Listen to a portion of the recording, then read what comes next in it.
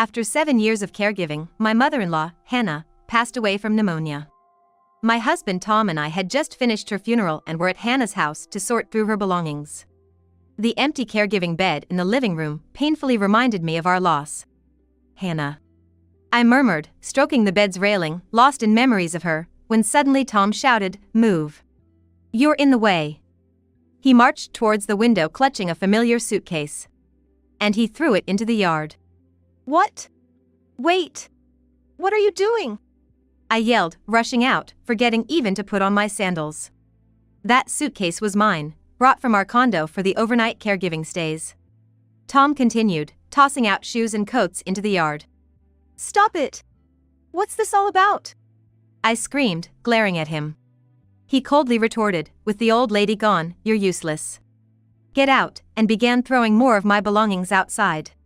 Feeling the stark reality of our strained relationship, I felt an overwhelming emptiness. "Fine, let's get divorced. I'll take my things out myself, so stop throwing them," I conceded. "Good. Write the divorce papers now," Tom demanded, smugly placing a half-filled divorce form on the table. It was clear this had been his plan all along. I silently filled it out. "All right, I'm going to file this at the office. Clean up the house while I'm gone, got it?" "Sure, but..." "Tom, are you sure about this? You might regret it." "No way." He scoffed and left without looking back. And just like that, our marriage ended unceremoniously. I'm Kelly. I'm 46 years old and single. I live in a quaint, old house in a small town and work at a nearby local market. My income is modest, so I live simply, but it's a peaceful, carefree life. However, just months ago, I was worn out from caring for Hannah and managing household tasks. Especially since Hannah was bedridden, my days revolved entirely around her care. Sometimes I wonder if my current life is just a dream, given the hardship I experienced back then. The meeting between my husband, Tom, and me dates back to our 20s. We were colleagues at work. We were both fresh hires in the same department. He had a girlfriend from his college days, while I was passionate about my job, eager to work more. So back then, Tom and I were just good colleagues, without any romantic feelings. That changed when we both turned 29. After a year-end party, Tom said he wanted to talk to me. Why does he want to chat now, after sitting next to me several times at the party? I wondered, walking with him to a park near the station. Tom seemed nervous and hesitant to start the conversation. To break the ice, I joked, "What's up? You're not gonna come crying about extra work again, are you?" "I'll help, but favors during the holidays come at a price." At that time, Tom often asked me for help with work. Normally, he would be asked during work, but at this time, it was a very busy period due to the year-end and New Year holidays. Requests during busy times can be difficult to bring up. I assumed on my own that Tom wanted to ask for help with work but was hesitating to do so. So I made it easier for him to speak up. But I was way off the mark. "No, it's not about work today. Kelly, will you consider dating me with marriage in mind?" Marriage? With me? What about your girlfriend? "We broke up a while ago. So, what do you think?" "I'm serious." I was silently surprised, but not displeased. In fact, I felt a growing sense of joy. Tom had always seemed sincere and kind in his work. And although I knew he had a girlfriend when we first met and had given up on any romantic thoughts, I had actually harbored feelings for him for a long time. Without hesitation, I said, "I'd be happy to." Tom beamed and did a triumphant fist pump. Looking back, that might have been our happiest time. We got married within a year of dating. Our courtship was brief, but since we saw each other at work every day, we knew each other well. Turning 30 also gave us the push to tie the knot quickly. I planned to continue working after marriage. However, Tom insisted, "I'm terrible at housework, so I want you to stay home after we're married. I earn enough for us, even with a couple of kids." He even told our boss, Kelly's quitting, without consulting me. Our boss, who believed in the old-fashioned idea that women should quit their jobs after marriage, agreed without hearing my side. So, I left my job, somewhat reluctantly, but soon discovered I was pregnant. There was no maternity leave at my company, so I would have had to leave anyway. Though I'm not fully happy with how it turned out, it was probably for the best. I left with everyone's well wishes, and I was excited about the life ahead with my child, I thought. But the happy future I envisioned never came to pass. One day, nearing my 4th month of pregnancy, I was struck by severe abdominal pain and rushed to the hospital. The doctor told me I had a miscarriage. My world went blank in that moment. With severe abdominal pain, I was admitted for emergency surgery and called Tom. Despite his confusion, he assured me, "I'll be there right away." Waiting for Tom, I struggled to come to terms with the tragedy. In my hands was the shiny new maternity book I'd received just weeks ago. I stroked its cover repeatedly, tears streaming down my face for what seemed like hours. When Tom finally arrived, seeing my red eyes, he hugged me tightly, saying, "Kelly, it's gonna be okay. I'm here for you."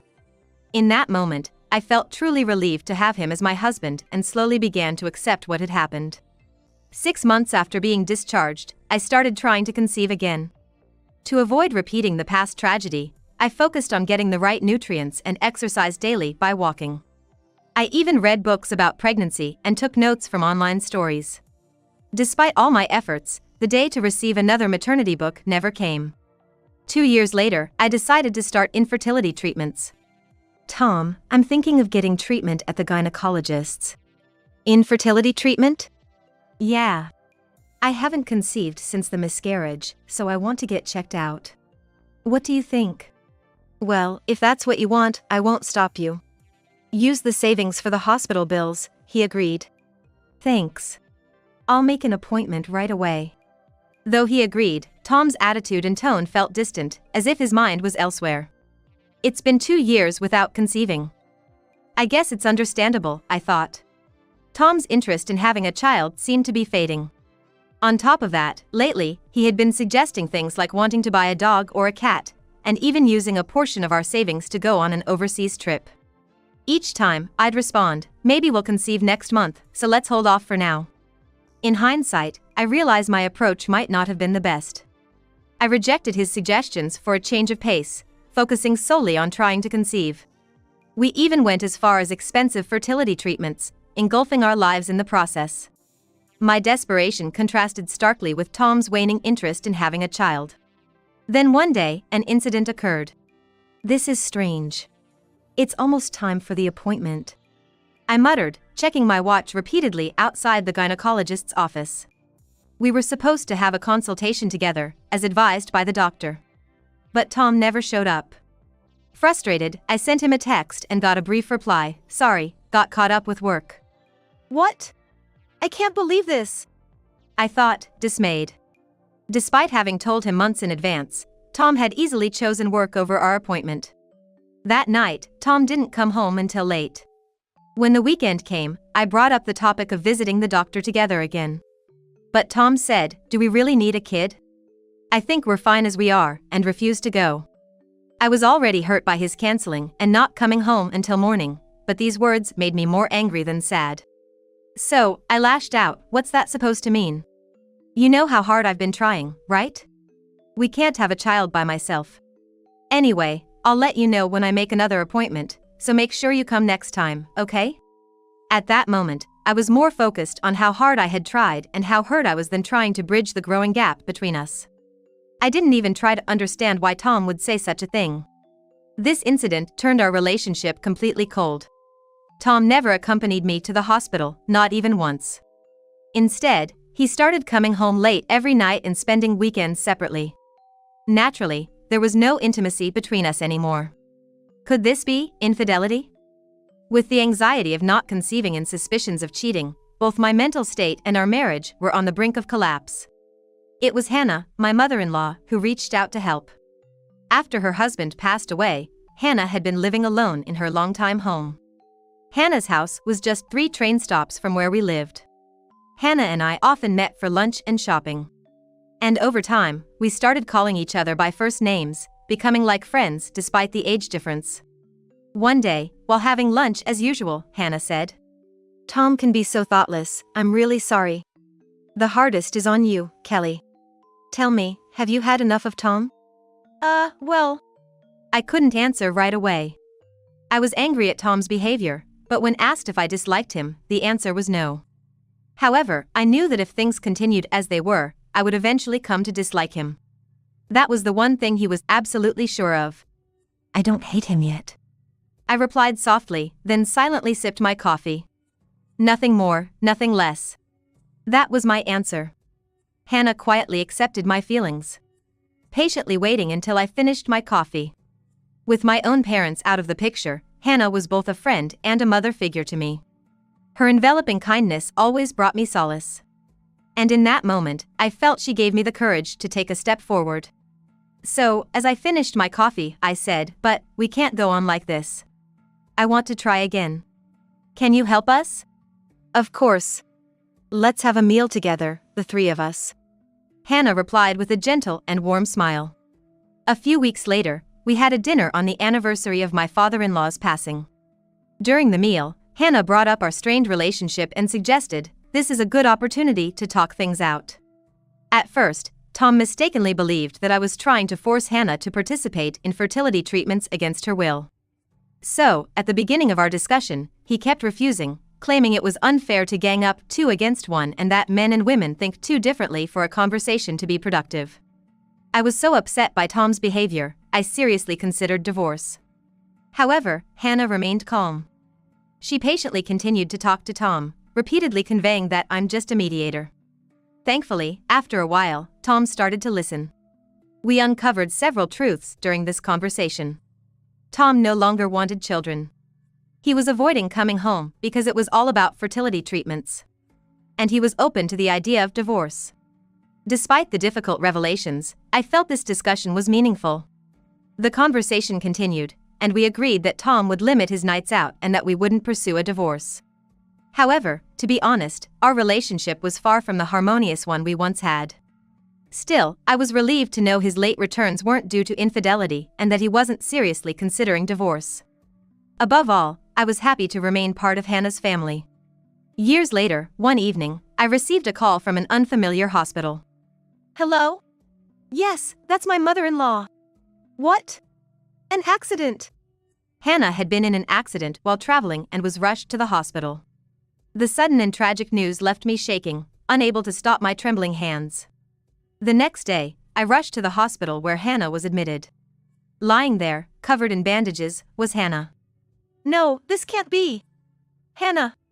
I was prepared for the worst, but the extent of her injuries left me speechless. But the tragedy didn't end there. Hannah had suffered a severe head injury in the accident, resulting in paralysis and a bedridden state. Caregiving. Yes, undoubtedly. She's fully conscious, though, so communicating won't be an issue. I understand, I replied, though I honestly don't remember much of the conversation after that. The word caregiving kept echoing in my head, blocking out everything else. The next day, I stopped Tom before he left for work to discuss what to do next. By then, Tom had changed his career to a pub manager after being invited by an old friend he met while out drinking. Caregiving. I have work, so I'll leave Mom's care to you. Tom callously said that and left the house without another word. Since his job change, he has been very busy, hardly ever at home. His lack of interest in talking to me and silently leaving the house has become a daily occurrence. But this time, it's about his own mother, right? Why is he so indifferent? I was deeply upset by Tom's lack of concern for Hannah. Determined, I decided to handle Hannah's care all by myself. I'll do it all alone. However, caregiving alone was tens of times more challenging than I had anticipated. Although I hired a caregiver within the budget for daytime care, I had to care for Hannah by myself at night.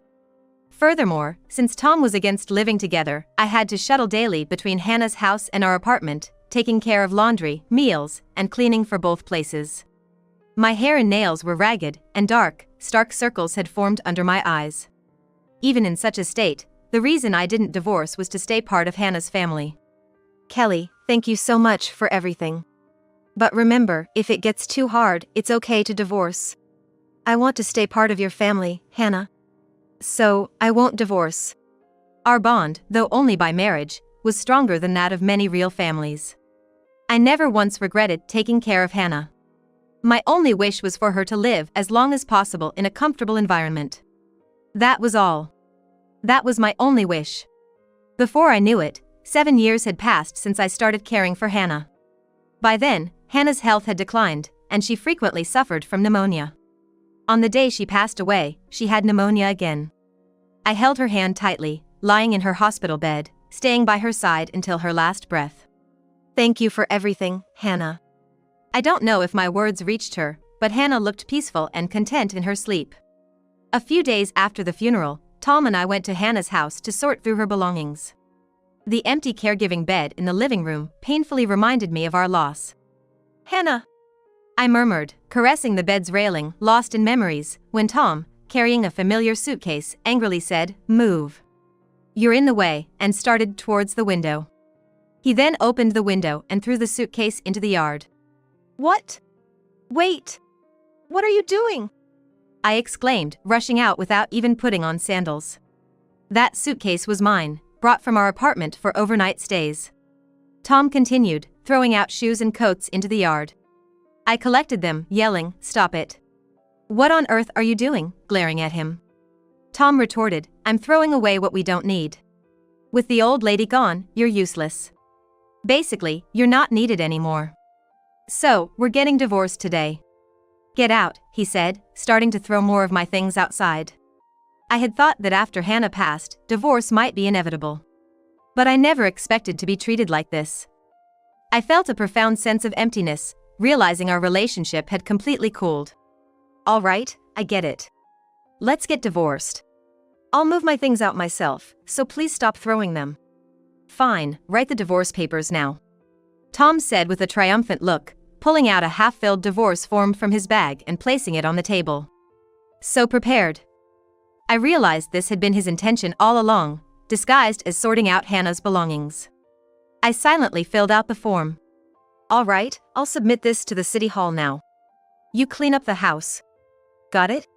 "Sure, but are you really okay with this, Tom? You might regret it." "What? No way. Don't come crying back to me later," he said dismissively and left without looking back. And just like that, our marriage came to an abrupt end. However, a few days later, Tom suddenly contacted me. This thief. You swindled my mom. Tom, who had been searching the house for Hannah's will, found a letter instructing to contact a law firm upon her death.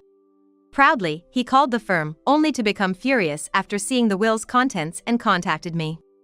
Giving everything to you makes no sense. Refuse it. Tom was agitatedly ranting, so I simply said, "Let's discuss this with a lawyer present." 3 days later, at the lawyer's office where Hannah's will was kept, a meeting took place. Hannah's will expressed her gratitude for my dedicated caregiving and wished to leave her estate to me. It also stated that she felt no need to leave any love or inheritance to Tom, who didn't value family. I'm her son, and you're just a stranger.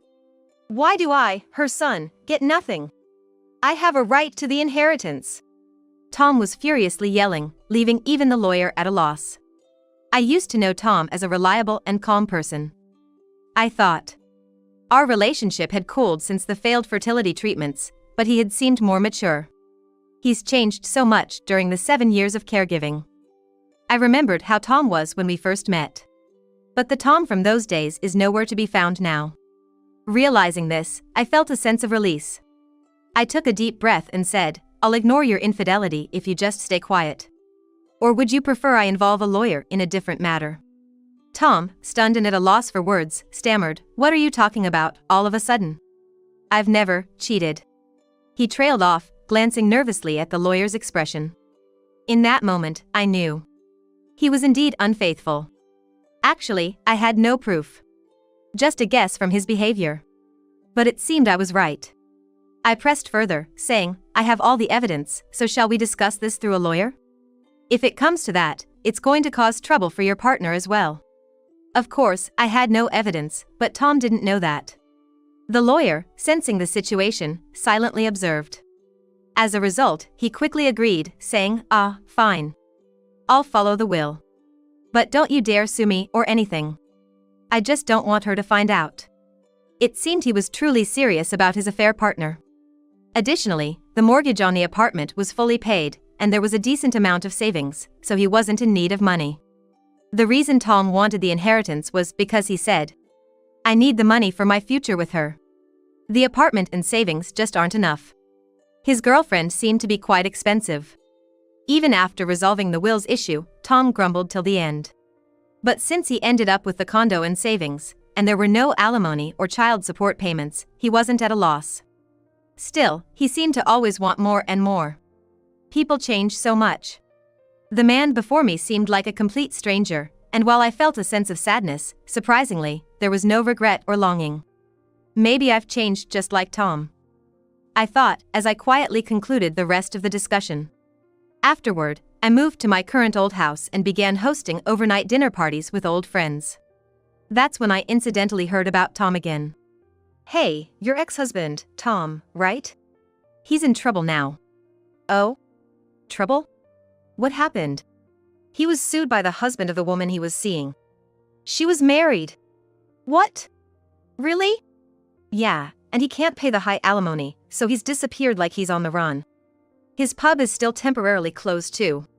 My friend continued with more rumors about Tom, like the husband he upset is supposedly connected to the underworld, so it might not just be a getaway, he could have been abducted. And also. However, these were all speculations, the truth unclear. As a stranger now, it didn't concern me, but my friend concluded with, "So, Kelly, be careful of any strangers, okay? Call me if anything happens." I felt fortunate to have someone worrying about me. Indeed, I received a considerable sum from Hannah's estate, half of which was originally my father-in-law's. I used some to buy this old house and a car for transportation, so about half of it remains. I'm saving the remaining half of the inheritance for when I might need it in my old age, in case my health fails. That's why I'm working at the local market to earn my daily living expenses. But I'm completely satisfied with this life. It's the life I've longed for. It's been 17 years since Tom first asked me out. Now, I've found fulfilling work, regained my joy of living, and reclaimed my time. I dream of opening part of this old house as a cafe someday.